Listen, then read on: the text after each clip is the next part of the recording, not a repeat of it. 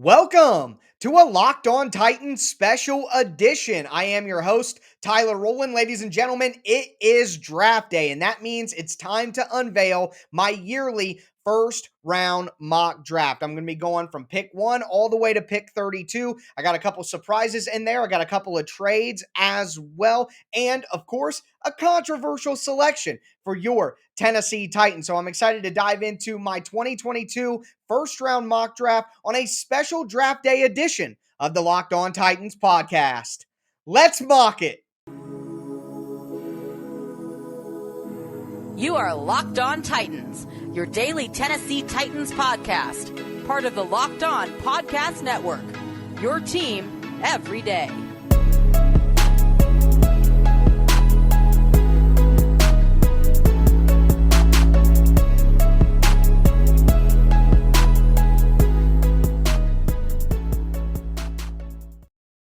It is a special draft day edition of the Locked On Titans podcast. Ready to dive into my first round mock draft. Now, I've been making a mock draft for about the last 5 years, been putting it out the day of the draft on the podcast for the last 2. So this would be my third year putting it out officially into the airwaves. But the way that the mock drafts are scored, it's by thehuddlereport.com. They do a great job. You get 1 point for having a player in the first round. You get 2 additional points if it's a perfect match player to team. So a potential of 3 points per selection. Just for some reference, last year, Josh Norris of Underdog Sports actually set the mock draft record with 59 total points. The 5-year champion, the best 5-year average over the last few years is Brandon Donahue of Sharp Football Analysis. Evan Silva of Establish the Run has really high grades in this remark. So that's how I grade the mock draft, so that there's some accountability there and not just, like most mock drafters and just making the mock draft and then moving on and not actually checking for accuracy. So that's the way I like to grade it upon that scale from thehuddlereport.com. Last year, for example, my mock draft scored a 42, which would have been top 50 in the world, and their rankings actually beat Daniel Jeremiah. No big deal or anything. But the point is, I do take it seriously. I'm not trying to do what I think the team should do. I'm trying to do what I think will happen. So with that in mind, we're going to dive into my 2022 NFL mock draft. Got some trades, got maybe some prizes to some people, and of course, the Tennessee Titans pick. But diving in here we go. It's that time of year again, folks, and I'm so excited to unveil my annual mock draft. Last year, I ranked top 50 in the world based on the Huddle Report scoring system. Before we get to the picks, want to point out a few things. First, values are all over the board this year. And with teams not quite sure how other teams value players, I think we could see massive positional runs. Second, this is not considered a very strong draft. Not a lot of top talent and not super deep at most positions. With that in mind, I believe teams will focus on the trenches. Linemen don't always need top tier traits to pop in the league. Last, I think trade packages will be considerably less expensive this year compared to others. Without top tier talent, teams will want a quantity of picks. Enjoy the mock draft. Number 1, the Jacksonville Jaguars select Travon Walker, edge rusher out of Georgia. Throughout the majority of the draft process, most people had Aiden Hutchinson pegged as the top pick, but everything about this comes down to Jaguars general manager Trent Baalke. For starters, Baalke loves athletic traits and length. He's on record talking about how important length is. Walker looks like he was built in a lab. He's got elite length and twitchiness. Secondly, Baalke built his best teams with the San Francisco 49ers around a dominant edge in Aldon Smith, who Walker has actually been compared to. Some production concerns aside, Walker has all the tools to be a freak pass rusher. Jacksonville gets a bookend to Josh Allen. What a tandem. Number 2, the Detroit Lions select Aiden Hutchinson, edge out of Michigan. Hutchinson is just a perfect fit for the Lions. Hometown kid. He's a kneecap-biting personality. He fills a position of need. If the Jaguars don't take Hutch, I think the Lions sprint to the podium. Hutchinson may not be the shiniest toy, but he has better than people realize athleticism with a nonstop motor. He should be a productive player for around a decade. Number 3, the Houston Texans select Ikem Ekwonu, offensive tackle out of NC State. The Texans are one of the X factors out of the early picks. The buzz around them right now has Derek Stingley, that's increased quite a bit, but it still feels a bit too high. Again, the trenches, I think, will be a priority. I could also see Kayvon Thibodeau being here if the questions surrounding him are overblown. I know it's a little cloudy right now, but if you look, the Texans just need solid players that they know are going to succeed as they rebuild that roster. Taking the best linemen in the draft is a good way to get those. Titus Howard can stay at guard, which I think is a better position for him. Akem Akonwu out of NC State. The New York Jets at pick number 4, Sauce Gardner, cornerback out of Cincinnati. I think the pick comes down to Ekwonu or Gardner. There's a lot of buzz about Jermaine Johnson, but I don't see it at 4. So Gardner instantly becomes the best corner on one of the worst cornerback groups in the NFL. He's long, physical with the line of scrimmage, and is a perfect fit for Robert Saleh's defense. Big Apple sauce is what I put in there. Going to see some headlines right there. The Big Apple in New York adding some sauce. I think that's a perfect combination. At 5, the New York Giants select Charles Cross, offensive tackle out of Mississippi State. This one was hard because this pick is either Evan Neal or Cross. And I've heard rumors that the Giants like both. But the reports that I believe more say that Cross has risen on New York's draft board as of late. They repeatedly had him, reportedly had him in workouts to see if Charles Cross could play right tackle. And I heard that he did pretty well. Excuse me. Even if not, Cross could go to left tackle. They could kick Andrew Thomas to right tackle. Either way, giving Daniel Jones time to operate and to get the ball to their talented pass catchers is paramount. Number 6, the Carolina Panthers. Evan Neal, offensive tackle, Alabama. Consider the top tackle in the draft at one time. Neal finds himself at offensive tackle number 3. The Panthers would rejoice if that was the case. Carolina needs help on the offensive line desperately.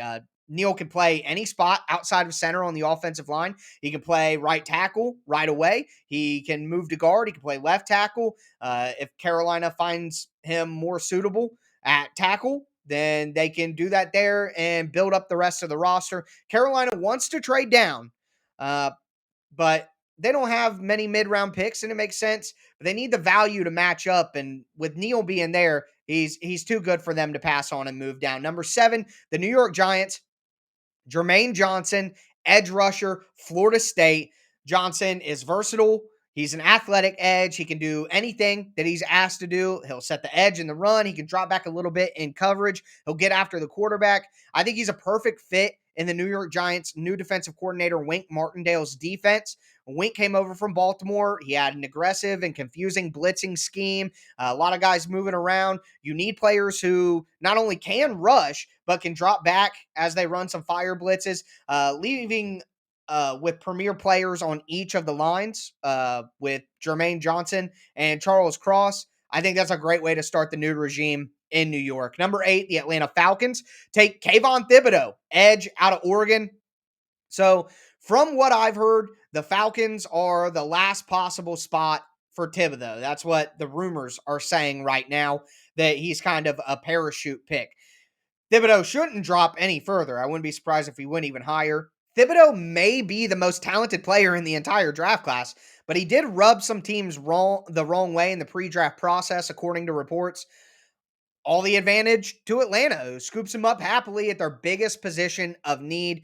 If Thibs is gone, Atlanta probably goes Drake London, but with 2 second-round picks, I think the Falcons can add a receiver later on in the draft. And honestly, I think edge rusher is a bigger position of need for Atlanta when you look at their roster. Number 9, the Seattle Seahawks. Derek Stingley, cornerback, LSU. Stingley could go even higher. I could see him going at pick number 3 to the Texans or pick number 7 to the Giants. But trench play rules the day, as I've said all along, and Stingley slides to number 9. Seattle needs to rebuild the team in a major way. Yes, they do need a quarterback, but with 2 picks in the early 40s, 40 and 41, they can find a way to get the guy that they want at the end of the first or the top of the second. Stingley has a chance to be a multi-time All-Pro, and Seattle would be pretty grateful if he fell to number 9. Number 10, the New York Jets select Drake London, wide receiver out of USC. I think there's a good chance that the Jets trade for Deebo Samuel and skip on a wide receiver, but that's so unpredictable. I can't factor that into my mock draft right now. I believe the Jets would prefer to get an edge rusher or an offensive tackle with one of these picks, but with the way that the board fell, it just couldn't happen. If it does go this way, they can add a big bodied receiver to pair with the quicker and smaller Elijah Moore. It's a solid pairing for the next 5 seasons and maybe more. And with Corey Davis, it gives Zach Wilson a chance to actually succeed in New York. Number 11, our first trade. The Kansas City Chiefs trade up to number 11 and take Jameson Williams, wide receiver, Alabama. I've been hearing that the Chiefs and all the rumors point to the fact that the Chiefs are smitten with Jameson Williams. They love the guy. He could give them a little bit of what Tyreek Hill did, but he's 6'1" and he's going to be way cheaper for the next 4 to 5 years. Yes, Jameson Williams is coming off an ACL tear, but he could be able to contribute this season.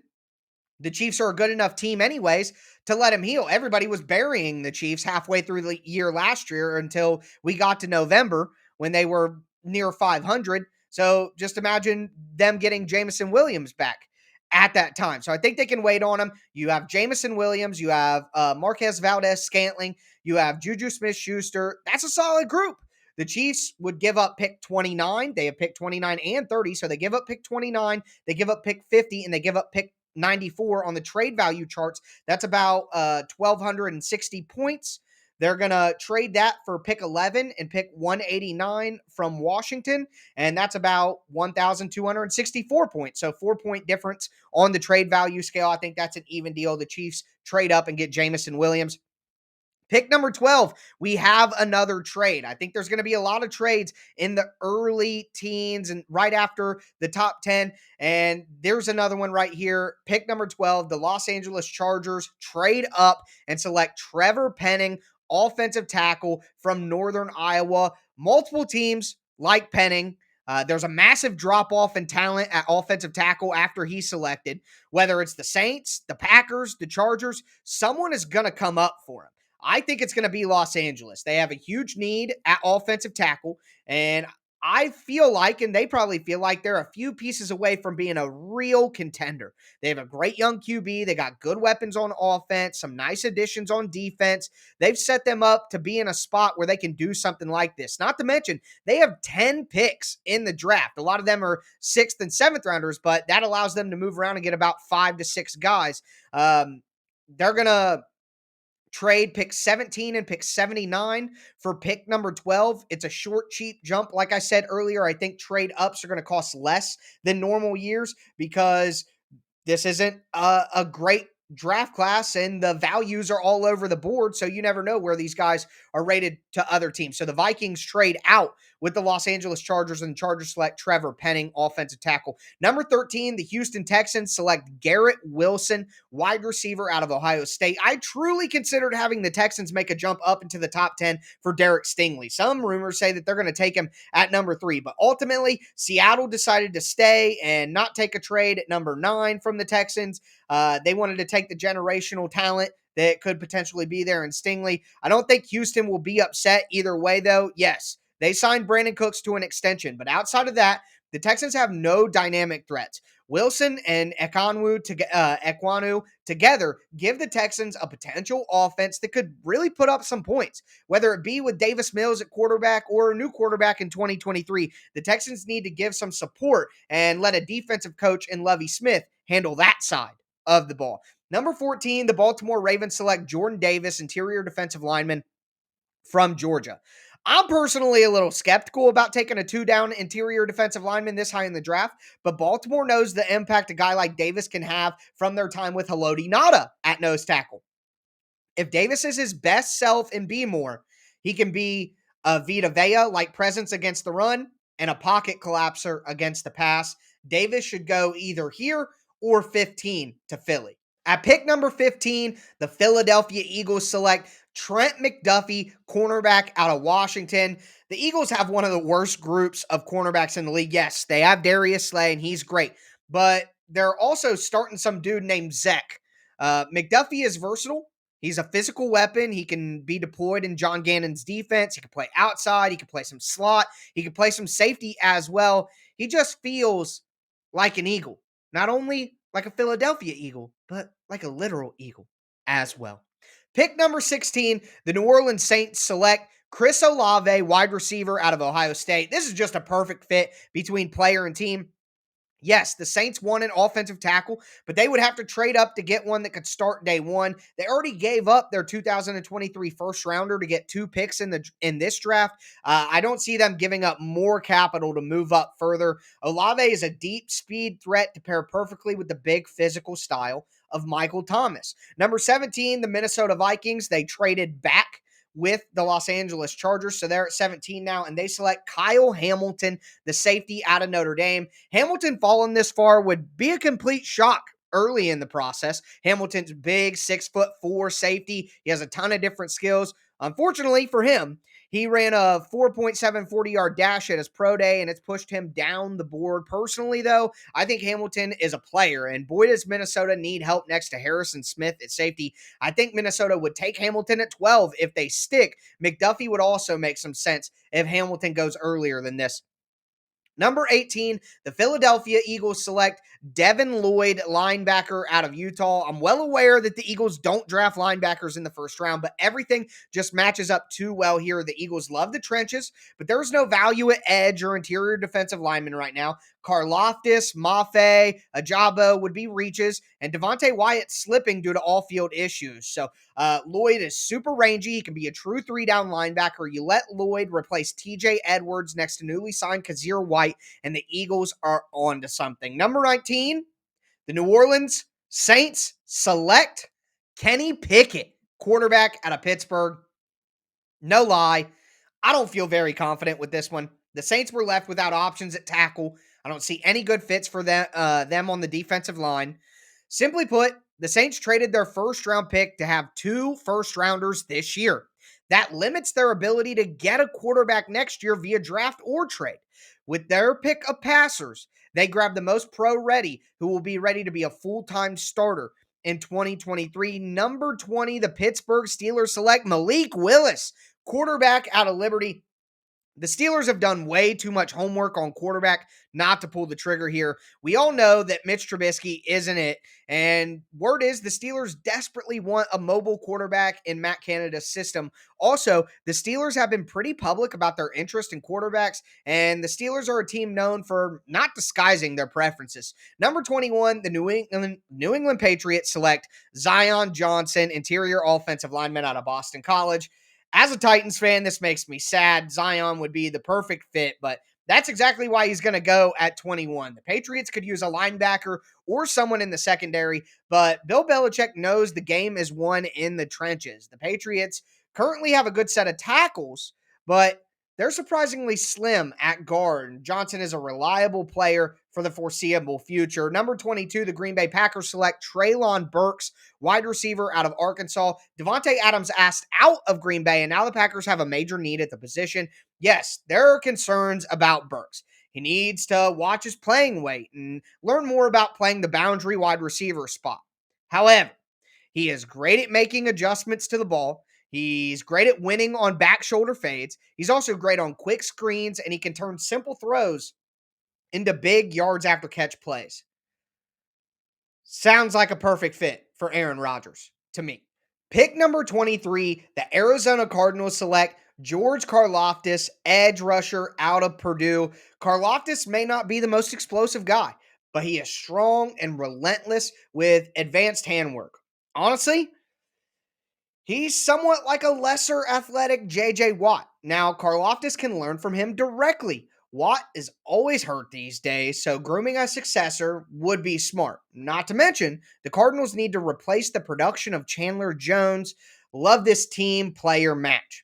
Number 24, the Dallas Cowboys select Kenyon Green, interior offensive lineman out of Texas A&M. Dallas has to get back to consistently winning the line of scrimmage. They also need depth up front.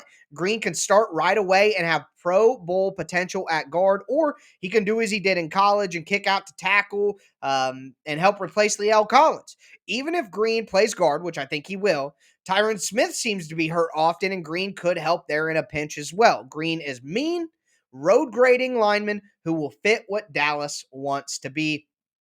Pick number 25, the Buffalo Bills select Jahan Dotson, wide receiver, Penn State. Some folks have been talking about the Bills drafting running back Breece Hall, and I see the fit, but I am not buying it. Brandon Beane is one of the smartest general managers in the business, and I just refuse to believe that he would take a running back in the first. Rumor is Buffalo sees this as a luxury pick, and I agree. But use that luxury on a position with first round value. Dotson has an elite catch radius for a smaller player, which fits perfectly with Josh Allen. He can be an electric replacement for Cole Beasley.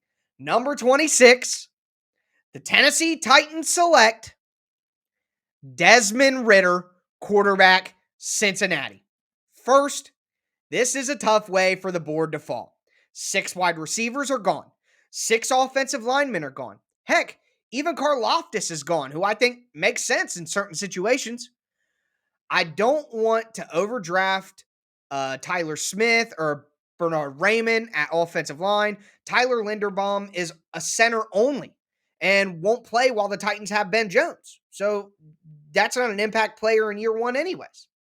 Pickens, George Pickens, Sky Moore, Christian Watson, they all feel like reaches at wide receiver right now. There's not many options for the Titans. Second, Ryan Tannehill has the biggest cap hit of any quarterback in the NFL this year. He threw 3 picks and sabotaged the Titans' great team effort against Cincinnati in the playoffs. 9 sacks, 140 rushing yards, 200 total yards from AJ and Julio. You can't pay that much for a guy of his skill level. However, the Titans want to win now also, as they do have a very good roster. Ridder isn't perfect, but he can sit for a year in 2022. He can take over in 2023. The Titans can part ways with Tannehill and save nearly $18 million. Do you want Hooker back? Do you want Nate Davis back? Do you want to be able to keep A.J. Brown?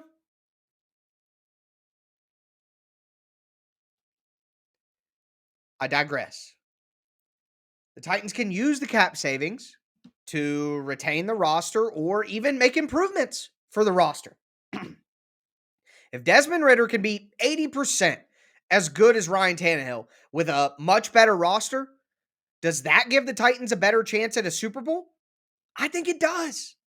Mike Vrabel was the best man in Cincinnati head coach Luke Fickell's wedding. All the connections are there. Pick 27. The Tampa Bay Buccaneers select Lewis Cine, safety, out of Georgia. Cine is the perfect fit as a replacement for Jordan Whitehead in the Bucs secondary. Playing next to Antoine Winfield Jr. as a downhill enforcer would give receivers nightmares. Also, worth pointing out, Todd Bowles, Tampa Bay's new head coach, was a safety during his time in the NFL and has drafted a safety at every team the moment he took over. Tyrann Mathieu in the 3rd round in Arizona. He got Jamal Adams and Marcus May in the first 2 rounds of the draft when he was with the Jets. Dax Hill is the favorite to be the second safety off the board behind Kyle Hamilton, but I think Cine is a better fit for Tampa. Number 28, the Green Bay Packers select Quay Walker, linebacker out of Georgia. Walker is a linebacker built in a lab. He's 6'4", 240 pounds. He can play sideline to sideline. He'll be effective in space. He'll be effective against the pass with the ability to play man coverage on tight ends and running backs. Devondre Campbell isn't getting any younger despite having a good season in 2021. I think Quay Walker has a chance to be the best linebacker in this class and a true playmaker over the middle. Number 29, Washington. They select Kaiir Elam, cornerback out of Florida. Washington traded down from pick 11 with the Kansas City Chiefs, and I love how this plays out for Washington. They address their biggest position of need, which is cornerback, while also collecting picks to fill out the rest of their roster with all the needs they have. Washington could use a safety. They could use some offensive line depth and another receiver, dropping back to 29 and now having 4 picks in the top 100 while getting Elam is a coup. Elam is a 6'2" long press corner. He has strong hands to disrupt receivers at the line of scrimmage and a ton of SEC experience to prove what was on tape was real. Number 30, the Kansas City Chiefs select Boye Mafe, edge rusher out of Minnesota. The Chiefs simply can't go into next season with Mike Dana as their starting edge rusher across from Frank Clark. They don't want to use Chris Jones at edge. That didn't go well last year. They want him on the interior. Mafe is an older prospect at 23 years of age, but that means he'll be ready to contribute right away as a rotational rusher. A combination of twitch, explosion, and motor make Mafe a pretty good get this late. Yes, he needs to develop as a run defender, and he's only got 13 starts in college, but Kansas City can ask him to play a specific role early and give him time to progress. Number 31, the Cincinnati Bengals select Andrew Booth, cornerback out of Clemson. Booth is a strong physical corner with quick feet. Played a ton of different schemes and techniques at Clemson. He can play in any system that you want him to. The most important thing here is the Bengals no longer need to rely on Eli Apple. Booth will do the job much better and with much less drama. I could also see the Bengals taking Logan Hall here, the rusher out of Houston. Couldn't commit to it, though. Number 32, another trade.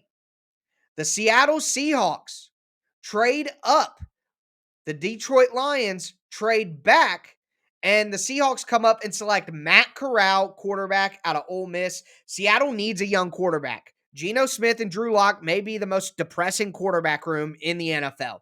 While I don't think that Seattle would take a quarterback at pick 9, using one of their 2 second-round picks to get back into the first round does make great sense. The Seahawks do have pick 40 and pick 41.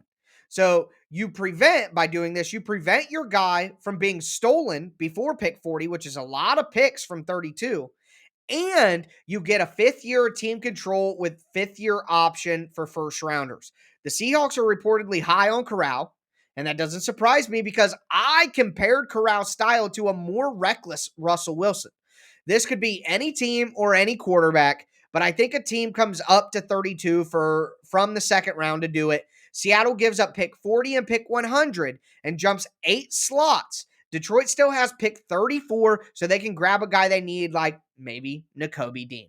But that's going to do it for my 2022 first round NFL mock draft. I hope you guys enjoyed an additional bonus 30 minutes of content for you guys. But that's going to do it for me. I'm going to be going live on YouTube, on Facebook, on Twitter, an hour before the draft kicks off at 7 p.m. Eastern Standard Time for about 30 minutes to get you guys primed and ready for the draft. I'm going to be going live for about 10 minutes, or I'm going to be going live for 30 minutes directly after the draft concludes and after the Titans pick. So I'm so excited for everything that's about to go down. I hope you guys enjoyed my mock draft. I'm going to be scoring. Let me know down below on YouTube all the picks you think I'm wrong about, what trades you expect to see, all of that. Make sure you guys subscribe to the Locked On Titans podcast. Thank you for making the Locked On Titans podcast your first listen every day. It's draft day, ladies and gentlemen. We made it. Hope you guys enjoy. I'll be with you all weekend here on the Locked On Titans podcast.